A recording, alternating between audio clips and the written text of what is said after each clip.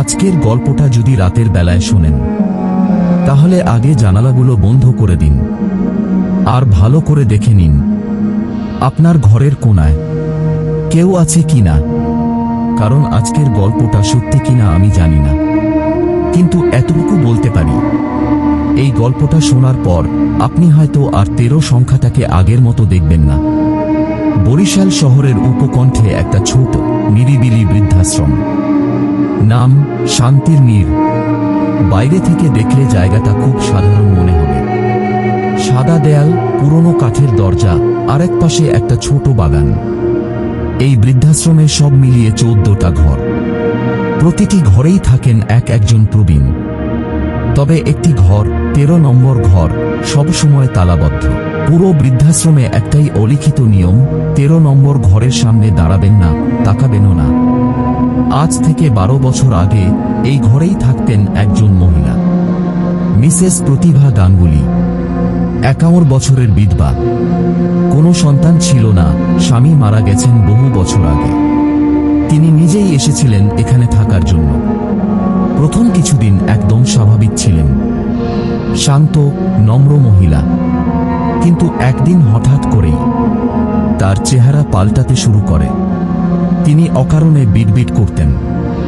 রাত 3টায় বাইরে হাঁটতে বের হতেন। চোখ বড় করে তাকিয়ে থাকতেন দেয়ালের দিকে। নাইট গার্ড বলেছিলেন এক রাতে তিনি দেখেছেন মিসেস গাঙ্গুলি নিজের ঘরের জানালায় দাঁড়িয়ে কারো সঙ্গে কথা বলছেন, কিন্তু আশেপাশে কেউ ছিল না। এক রাতে হঠাৎ করে গোটা বৃদ্ধাশ্রম জেগে উঠে। এক ভয়ঙ্কর চিৎকার, ওরা আমার ঘাড়ে শ্বাস নিচ্ছে, দরজা বন্ধ করো। সবাই ছুটে যায় 13 নম্বর রুমের সামনে। ভেতর থেকে তালা দেওয়া, দরজা 1 ইঞ্চিও খুলছে না। 3 জন মিলে দরজা ভাঙে। ভেতরে যা দেখা গেল, মিসেস গাঙ্গুলির নিথর দেহ বিছানায় পড়ে আছে। চোখ দুটো খোলা, আর ঠোঁটের কোণে ছিল এক অদ্ভুত হাসি, যেন তিনি কাউকে দেখে খুশি হয়েছেন। ডাক্তার বলল হার্ট অ্যাটাক। কিন্তু প্রশ্ন উঠল, তাহলে দরজাকে বন্ধ করল? তার মৃত্যুর পর 13 নম্বর ঘরটা তালাবদ্ধ করে দেওয়া হয়। পরের 6 মাসে 3 জন নতুন প্রবীণ সেই ঘরে থাকবার চেষ্টা করেন।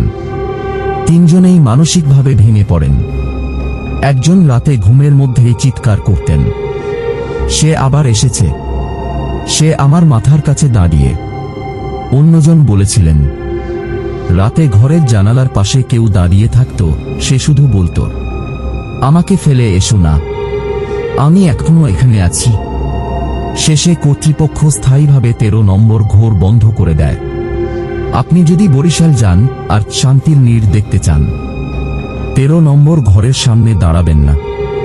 তবে যদি সেখানে কেউ জানালায় তাকিয়ে থাকে, দয়া করে ফিরে তাকাবেন না, কারণ সে এখনো খুঁজছে তার শেষ কথা বলার মানুষটিকে। আজ 12 বছর পার হয়ে গেছে, তবুও মাঝে মাঝে শুনতে পাওয়া যায় রাত 3টার দিকে 13 নম্বর ঘরের জানালা থেকে কারো ফিসফিসানি আসে।